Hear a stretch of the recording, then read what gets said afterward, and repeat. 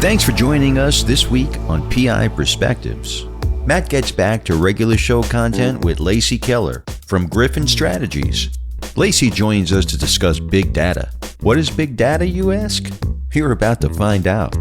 You'll also find out how you can add this type of due diligence to your investigator's toolbox. Lacey has a strong computer program background and used those skills for many years working for the New York State Attorney General. This episode is brought to you by CROSStrax Case Management Software.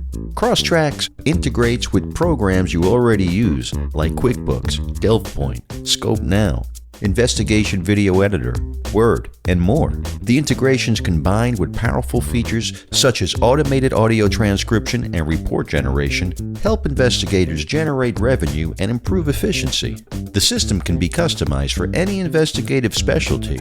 Start your free trial today at crosstrax.co and use promo code PIP20.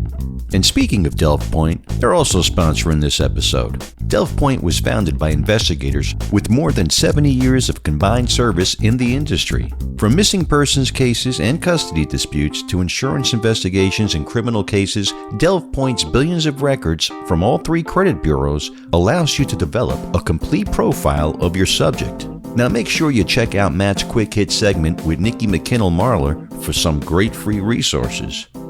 So let's jump into Big Data with Lacey Keller and our host, private investigator, Matt Spare. And welcome everybody to the next episode of PI Perspectives. This is Matt, your host.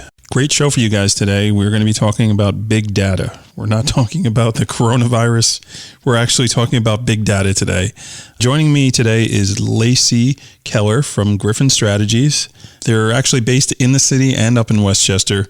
So we're New York City people and Westchester people, and it's been really interesting. So I want to welcome Lacey to the program. Lacey, how are you doing? Great. Thanks for having me. Good. How are things up there in Westchester these days and down in the city? Westchester, we're fully closed down, of course, and New York City is pretty scary, but we're trying to keep it together.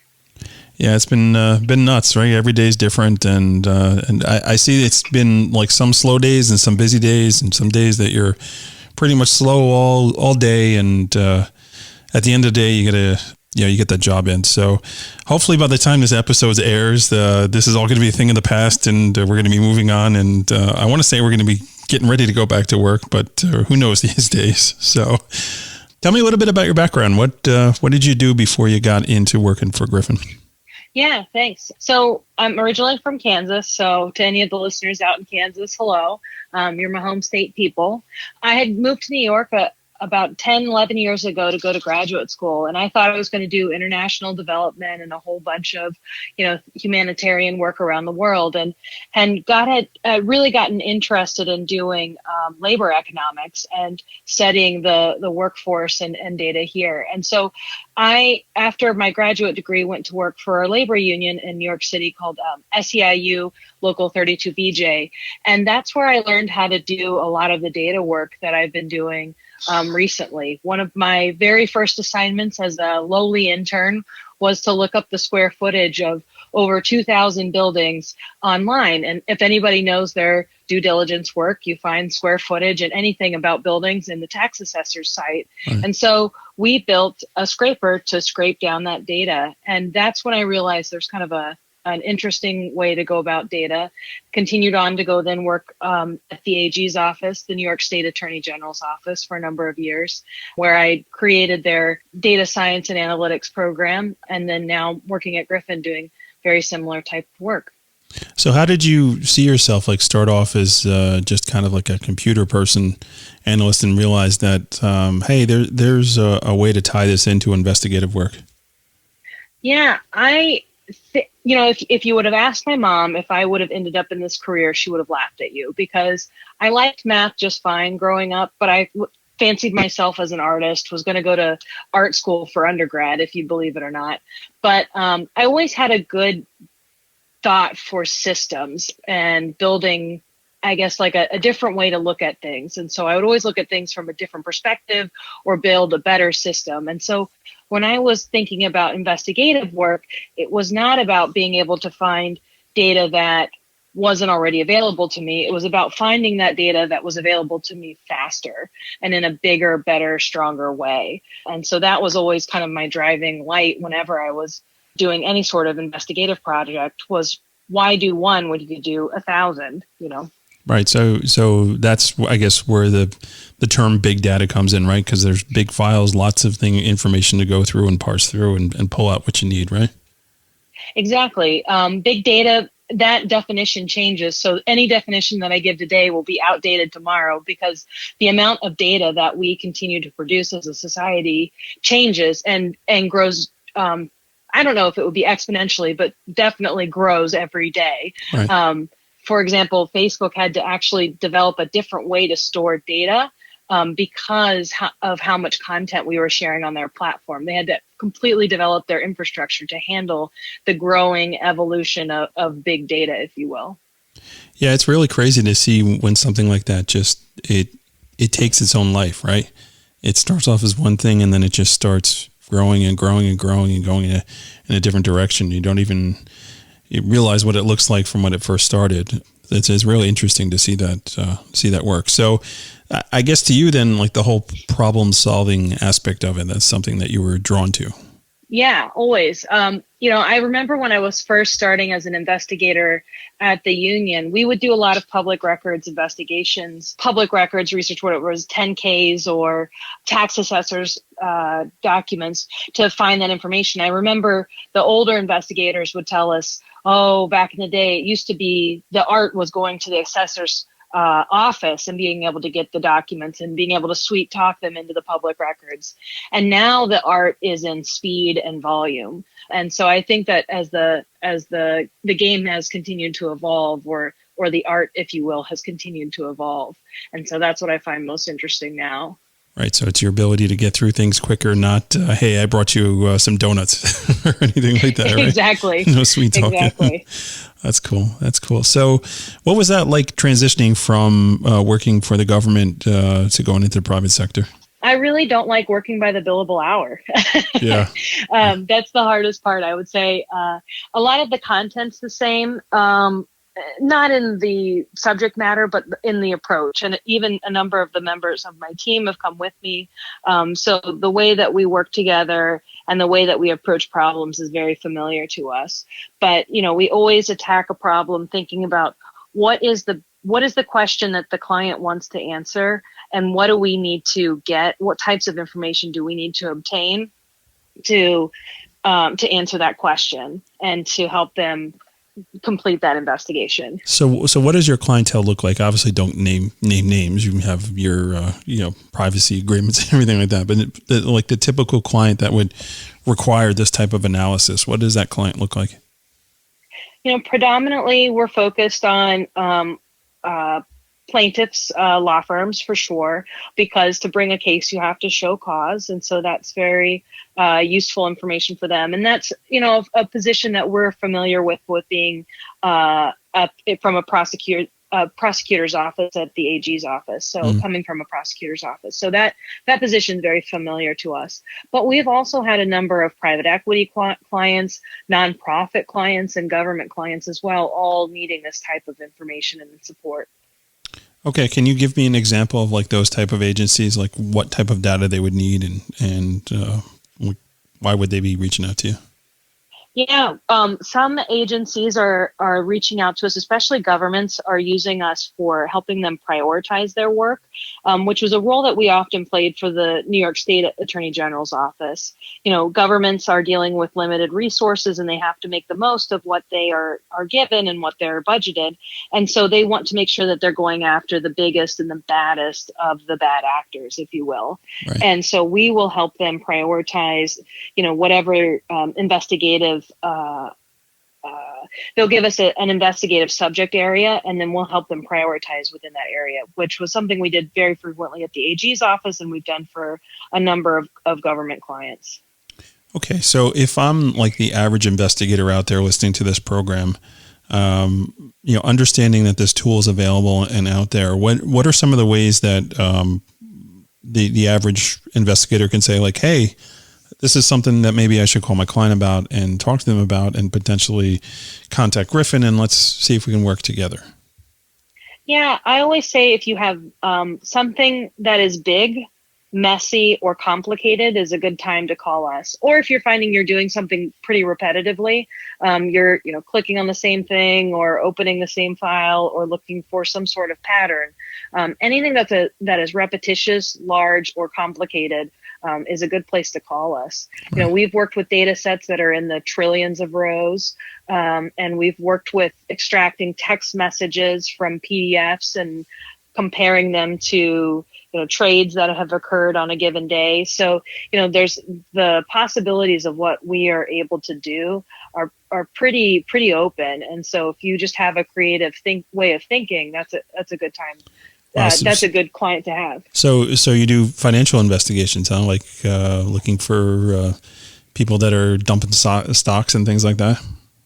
I have in the past. I haven't in my current role, but that's definitely, I've got a couple folks that I've spoke to for even potential matters. So lots of opportunity there too, especially considering most of that data. There's really rich data sets when it comes to trading. Yeah, because I'm assuming that's going to be a hot topic coming up with the way you're hearing some of these folks dumped all these stocks before our country took a dive. Exactly. I know been some rumblings. Yeah, just lining up those dates and looking at those positions is pretty easy, and all of that data, from what I understand, is public. So that's a pretty fun investigation. Somebody may be calling Gryphon over that one. Yeah, sure. Exactly. So how about testifying? I know every now and then you get called in, right, to testify about this stuff, right? Yeah, I've served it. I haven't testified yet in court, so that's still an exciting benchmark for me. Oh, okay. But I've definitely sat for depositions. For depositions, okay. May even, from some people's perspectives, may arguably be worse. So, yeah. But we'll see when I cross. Well, I don't know. Spend a day in federal court and then come talk to me. Exactly. It's very interesting. We'll see. Okay, so we're going to jump out real quick, and when we come back, I want to talk about how you and I met and how we were able to build something for the personal injury avenue, just something that was different and creative, and something that we've been offering my clients here in New York. So everybody sit tight. We'll be right back. Kelmar Global is a proud sponsor of PI Perspectives. A leader in the industry, Kelmar Global has been successfully conducting all types of investigations for our clients since 1989. Specializing in surveillance as well as corporate investigations, insurance fraud, and cases for law firms, Kelmar Global is licensed throughout the U.S. Contact us at kelmarglobal.com. Please reach out to Kelly and his team if you need anything covered throughout the United States.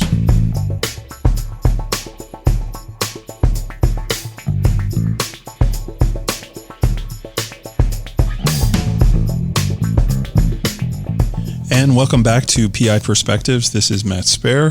Thanks for tuning in. I'm here today with Lacey Keller from Gryphon Strategies. Lacey, welcome back to the program. Thanks.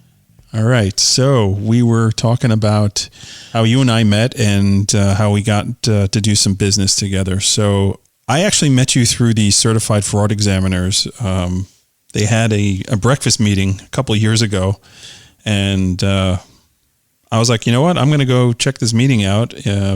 Doesn't seem like something that I do, but the topic was interesting. I think it was on big data, and I'm like, I don't really know too much about it, but breakfast is involved, so why not, right? So, and also the meeting was not far from my office, so I was like, all right, I'll go grab something to eat, and I'll go into the office. So here I was. I sat at this presentation, which, by the way, was fantastic, and I was like a kid in a candy store. Like as soon as it was done, I know I came up to you. I was like the kid who wanted to give the teacher an apple. You know, it's like, oh, we got to talk. And you and I just started trading information and just started chatting. And I remember one time I was out with you and your boss, and I was like, I don't know what we're going to do together, but we're going to do something together. We just got to figure out exactly what it is. He probably thought we were crazy too. Well, yeah, no, I was amazed by the story you were telling me of what you did, and we'll get into that next after we talk about how we came up with this idea to go through city records. But, I had initially approached you and I was like, hey, are you able to write a code or a program that can analyze the New York City 311 open data system? So for those that are local to New York City, you'll know that, 4 or 5 years ago, the city just stopped issuing paper. Everything just went completely online with regards to their 311 complaint system. So everything was uploaded into the system, and you could do a freedom of information. And the idea was you filed your FOIL and you had to wait probably 9 months to a year. And even when they responded to you, you didn't know what you were getting back. Like you didn't even know if they were doing the right search for you. So we sat down and we started talking about these big numbers, right? So I think at the time it was probably about 19 million records. Is that about right? Yeah, and it just keeps growing every day. Right, yeah. So it was 19 million at the time. I think about 65 different agencies, and just a lot of data, which you could FOIL and they'll give it to you. They'll give you the data sets, but then they don't give you any tools to go through it. So you've got a PDF that's literally thousands of pages long, and they're like, we complied and gave you the data, figuring out that's your problem, right? So you and I had a conversation. You're like, oh yeah, it's real simple. You do this type of program and blah, blah, blah, blah. I'm like, okay, I'm not a programmer. I don't know how to do any of that stuff. Why don't we talk about collaborating and having you write the program and I'll get the business and you do the work. So win-win for us. Win-win for everybody, right? So then we had to get the boss involved and go and do this. So essentially that's what we did. And I think it's called a Python script. Is that right? Yep, we write it in Python, which sounds really scary, but it's just a very typical program language. Okay. So yeah, like I have two left thumbs when it comes to programming. Although my 8-year-old's like a wizard. He loves to.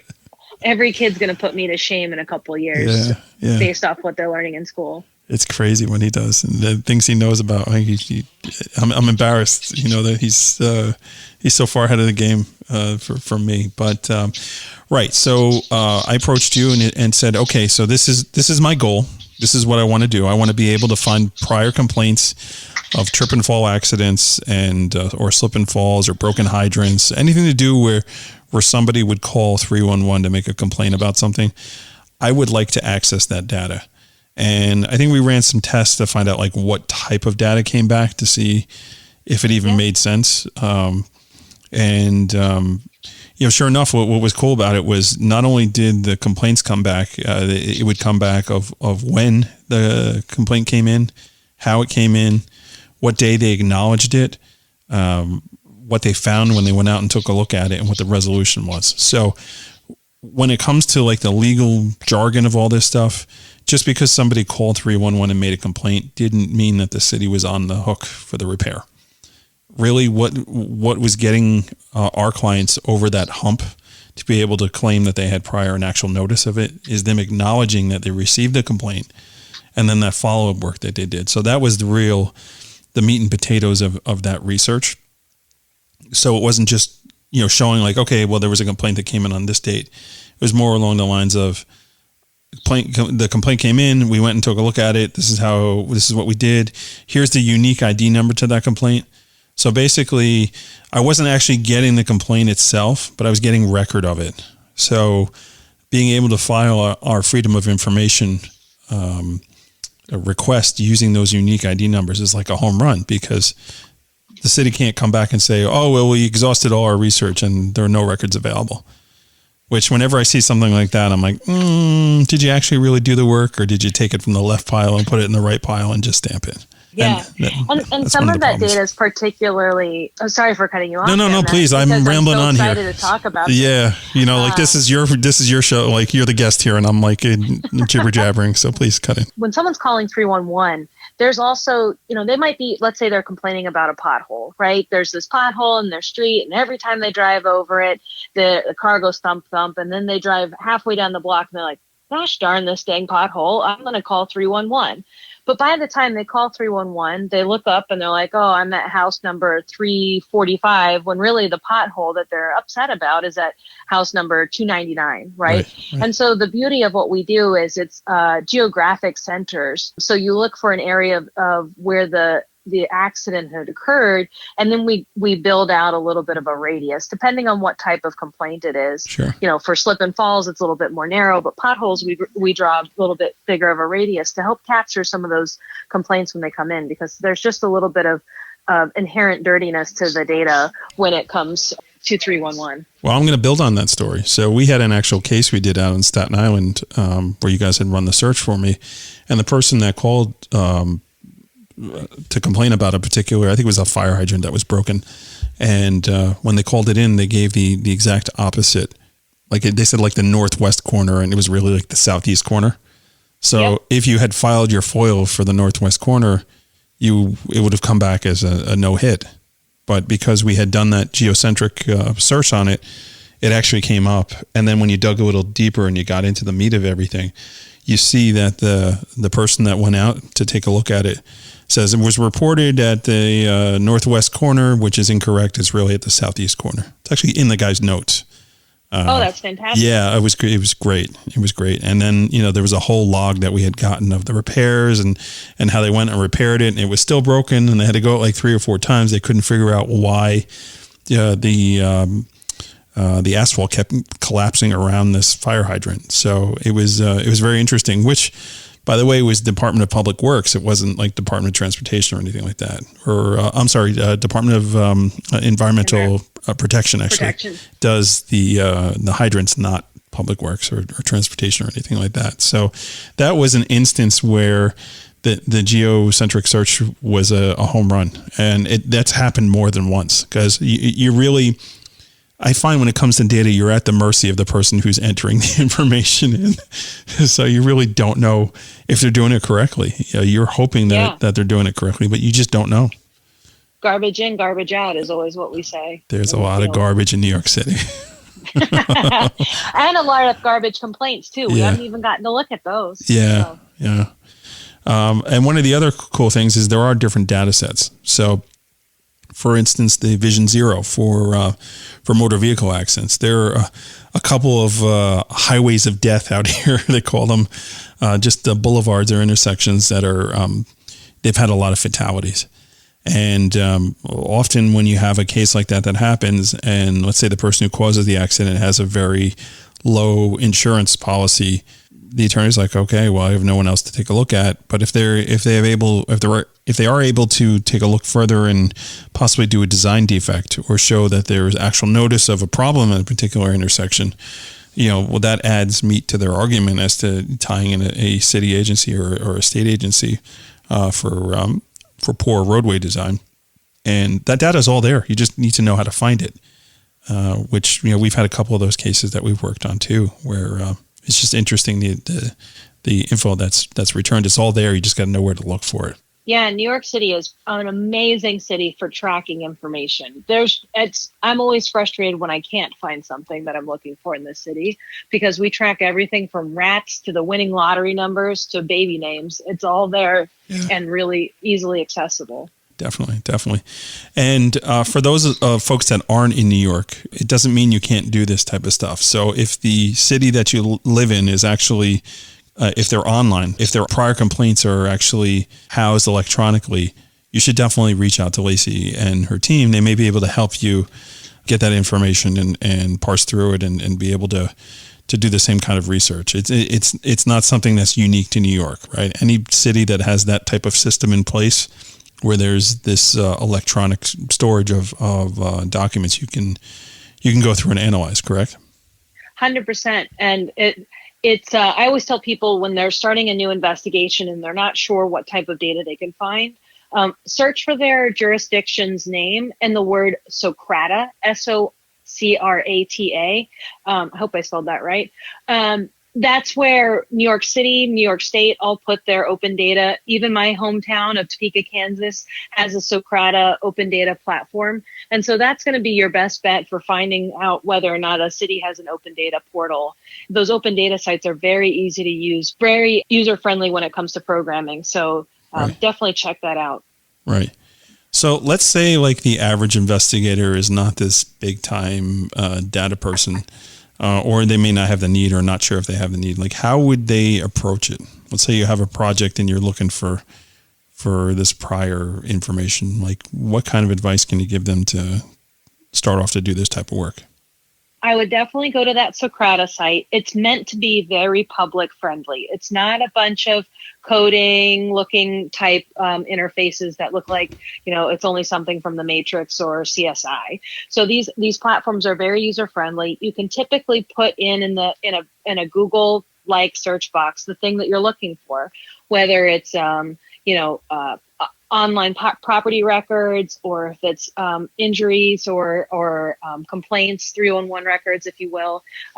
Most cities have something like that. And so you can just type in those keywords and they'll come up in a very user-friendly search box. And you can actually see, if you're on a Socrata site, you'll be able to see even the first X number of rows of data as well. Some sites are more robust than others in allowing you to kind of play with and visualize the data that you're looking at. So you don't have to be an expert programmer to go see if there's some there, if you will. You can just go explore it yourself. And then when you're ready to take the deep plunge into the full thing, then that's when you should call me. Right. So what would you say is like the most frustrating type of assignment that comes on your desk?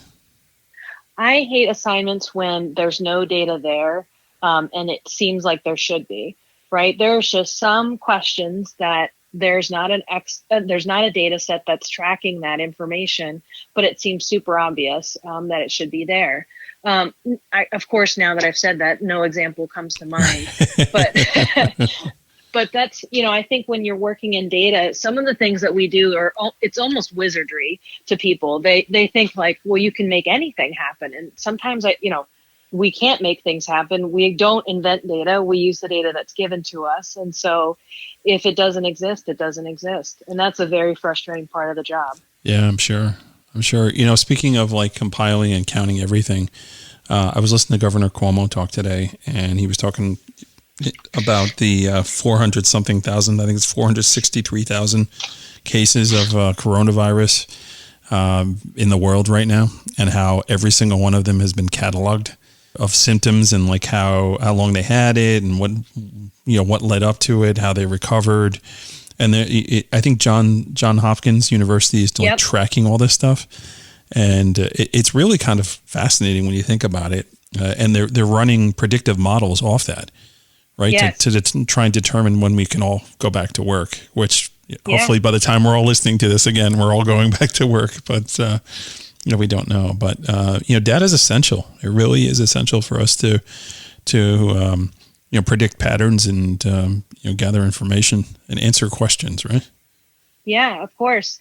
And I always wonder, like my family, of course, now that this coronavirus is going around, everything that I get is like, Lacey, what are you doing? Are you tracking this? Are you looking Wash your hands. Yeah. So everyone's wanting me to write reports on this as well, but the experts are out there doing a great job. But, whenever I get a data set, I also always wonder what's missing from it, right? And so in all of these predictive models, the thing that's missing is all the people that aren't getting tested, right? People that are being told to stay home because there's not enough testing. It makes me wonder what that's going to do to the results and the prediction models. Yeah, it definitely just going to be big asterisks by whatever number's there, I think, right? And that's for any data set you're looking at is that's that dangerous quadrant of what do we don't know, what do we not know? Now I can't say it, of course. It's like, what you know, and you don't know what you don't know. And that's the terrifying quadrant when you don't know. Don't worry about it. We're going to fix it in post-production. You're going to sound fantastic. It's going to be good. So why don't you tell me a little bit about that, one of your success stories. Do you remember what you talked about at the Certified Fraud Examiners with the cargo shipping, or can you talk about that one, or you got something different?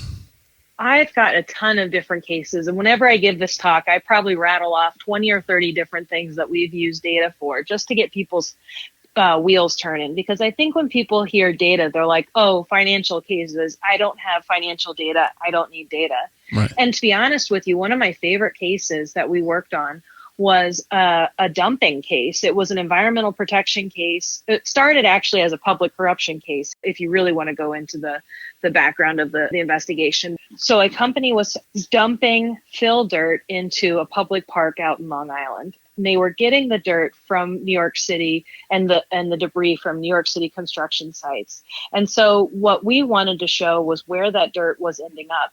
And what it took a number of different types of data, whether it was GPS data from the trucks themselves, the public records of the permits from them doing the demolition jobs, and then actually the customer list from subpoena data to tie that whole narrative all together, where we could show exactly a dump truck going into New York City, picking up fill from an active construction site, a demolition actually, and then driving out to this park in Long Island and dropping it. It was fascinating. And it's all three different types of data that I don't think anyone would have thought, a good investigator would do by hand, but no one maybe would think that we would do it programmatically. And that was just very exciting to be able to tell that story. And one of my colleagues, he's still at the AG's office, put that work together, and he did such a fantastic job. Yeah, that's great. So what was the purpose of trying to prove all that? I assume it's litigation. So was there something that the AG was trying to issue fines or something for something not supposed to be there? Or? Yeah, I think they were trying to. I'm actually not sure if that investigation is still ongoing. Oh yeah. Well, sorry. Sorry. Sure that I'm never mind. I don't. Yeah. But, and Lacey was never heard from again. Exactly. But maybe we can pick another example. Too. Give me something else. Yeah. I've got a really great fintech example, and this one just settled. They just settled and they got some guilty pleas. So so this example that I've got here was foreign currency exchange. And to be honest with you, I don't understand how foreign currency exchange was working. It wasn't really necessary for us. We needed to just show. We had a bureau come to us and they said there are trades that are occurring that are fake. The traders are talking about them to pump up the market, but they're actually not making these trades. And so what we want you to do is go through these chats, see which ones are fake, and then see which ones actually occurred at the end of the day. And we did so programmatically by just seeing, did that currency exchange that day at all? If not, that's a big red flag.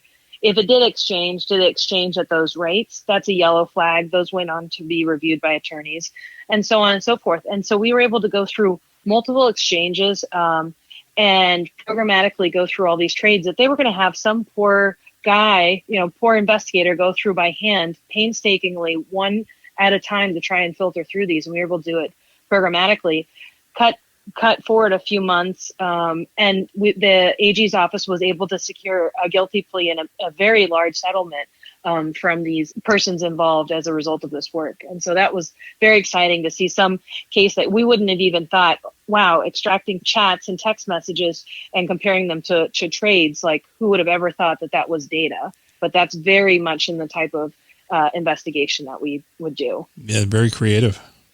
Exactly.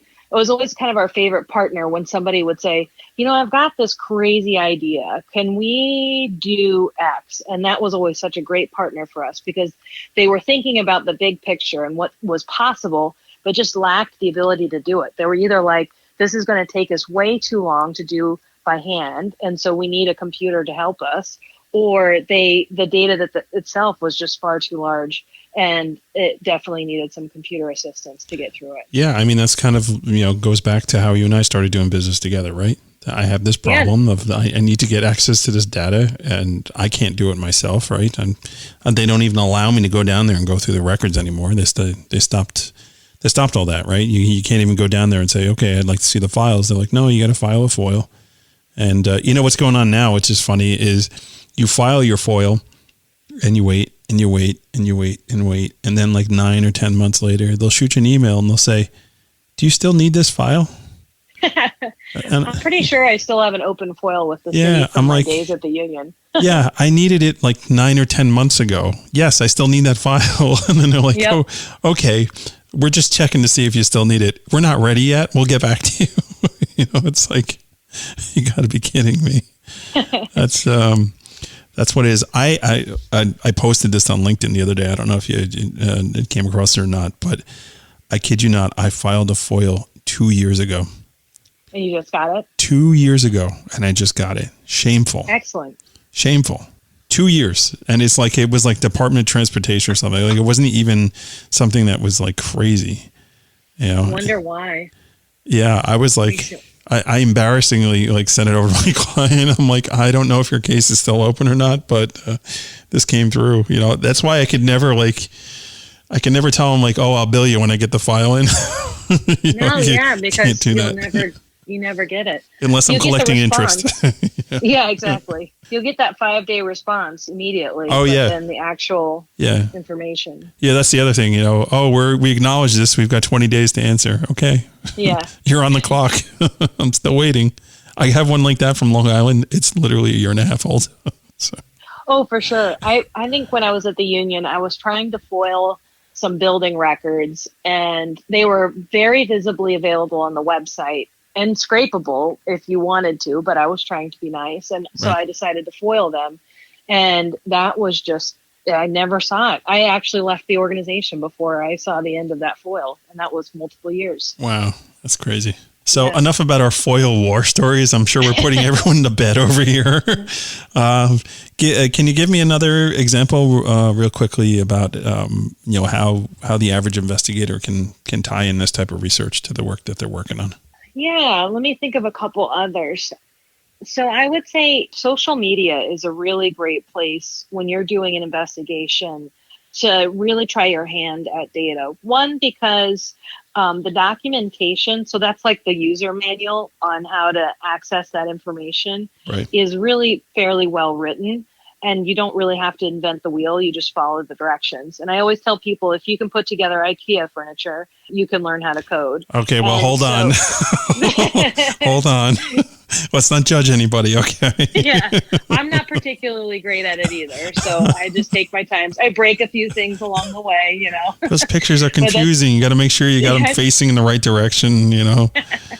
Exactly, but it's very similar to coding. You have to make sure that all your cases in the right place, that you've put everything in the right positions in the right order.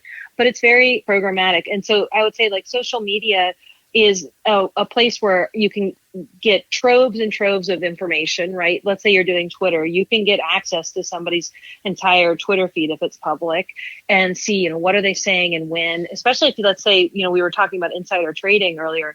I was always obsessed with trying to find like tweets that were market moving tweets, right? To see how a tweet would occur, and then what sort of changes you would see in the market as a result of that tweet. And so the similar things you can see for personal injury cases. You always hear of insurance companies monitoring a person's Instagram or Facebook to see if, did they apply they said they broke their leg, but then the next day they're hiking. You always hear about, war stories like that. So definitely social media is a great place to get started, and probably pretty obvious to some folks when it comes to thinking about places for big data. Right. So how do folks get a hold of you if they want to talk to you about data or have a case maybe that they want to bring you in on? Yeah, sure. There's our site, gryphonstrategies.com, which is a little hard for people to spell. So I also send people to my own personal website, and then it gets transported over to the right place. And so my personal website is laceykeller.com. So you'll see some great news articles on cases that we've worked for in the past, and some good self-promoting literature there. So all right, cool. That's a good place to find me. Yeah, and we'll put all that stuff in the show notes so folks can find you real easy. Hey, this was fun. We talked about data, so thank you very much. Yeah, it's my pleasure. I'm always happy to either excite people or put them to sleep when it comes to data. Yeah, no, I think this is good stuff. I mean, when I first met you, I was like, wow, this is really cool. How can I apply this to my space, right? My industry, like what I do. How can I use this talent that this woman has? How can I use it in my own business? And how can we all make money doing this? I mean, it's like you could see the smoke coming out of my ears while you were giving your talk, because the hamster was running overtime on the wheel to get things going. I love even just spitballing. If folks are in the audience and they're like, boy, I'm just really more curious about this, but I'm not sure if there's anything there. I love sitting down and brainstorming stuff like this and seeing if there's something that we can do, because I think it's just really fun to think of the new and innovative ways to think about an investigation. And I would say, Matt, you had said earlier, it's very creative. That's what we are. We're always thinking outside the box of what is this thing in column A that we can put with column B to come up with result C. Right. And, hey, if you're just like getting out of school or just getting into the investigative world, and this is something you think is interesting, I know you guys, you do have entry-level positions where you take people in and you train them how to do all this stuff, right? Yeah, a lot of my favorite people and my most productive hires are actually either career switchers, where people were doing some other career, but they thought, boy, I'm really interested in this data thing, or brand new students that I've trained up from the beginning, because it's just a different way of thinking. You have to think very creatively, but also always keep in mind, what are we trying to answer? What are we trying to solve here? Sure. That's great stuff, Lacey. So thank you so much for joining us. And happy to be here. And taking the time. And thanks everyone for tuning in. I asked it that if you enjoyed this episode or any of the other episodes, that you make sure you go out and you give us a rating and write a review and all that stuff. It helps. So thanks again everyone for tuning in, and we'll catch you at the next episode of PI Perspectives. Thanks. Thanks for checking out this episode. It was really interesting to see how Matt and Lacey figured out a creative way to use big data on personal injury cases. Lacey and her team offer first-rate service when it comes to this type of investigative work. Her contact info and more are in the show notes. We also want to thank CROSStrax, Point and Kelmar Global for sponsoring this episode. Please, folks, check out their sites and consider using their services. Make sure you use code PIP20 for additional savings. Next week, Matt welcomes Tanner Rutledge from Tennessee to discuss child custody investigations. Make sure to subscribe to the podcast so you get notifications on Matt's Quick Hit segments. These segments will also cover industry updates on COVID-19 shutdowns and issues. Now have a great week, stay safe, and thanks for tuning in to PI Perspectives.